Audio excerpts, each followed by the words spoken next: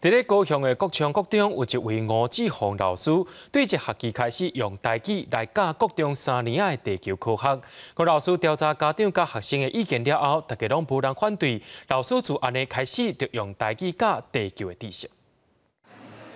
7000万年前，菲律宾海迄个板地开始接触到后仔板地。 国中国中3年10班的学生，对这学期开始，拢是听台语上地球科学课。这是因老师吴志宏的实验。我一节课会切2段，头一段我差不多用9成的台语来讲，后半段我用华语来做一个重点的整理。 做老师30年，吴老师讲，伊自细汉厝内就讲台语，毋过用台语上课，伊嘛是第一摆。地球科学是有足侪专用名词，伊查资料备课的时间爱比以前加10倍。毋过上大的难关其实是惊家长、学生会反对。有甲吼导师甲吼任教的吼班级的家长甲学生，拢有。 吼，甲因安尼亲自说明，吼，佮有吼写问卷，佮同意书，很难得是家长没有一个反对。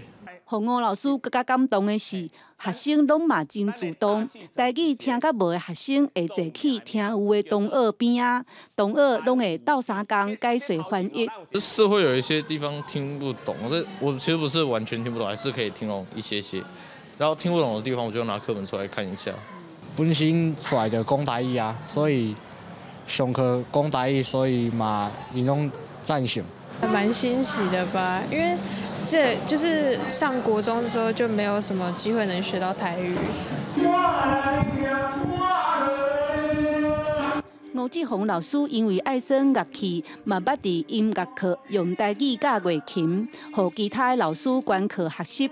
今年，伊申请台语浸水式教学计划，佮专工找一班无用台语上课，试验看卖2种教学方式。加在第一摆的月课了后，学生的成绩无受到影响。我要说服社会啊家长吼，就是讲恁的囡仔，不但袂因为安尼吼地球科学学无好，而且恁阁会当加学一种语言，啊，这种语言。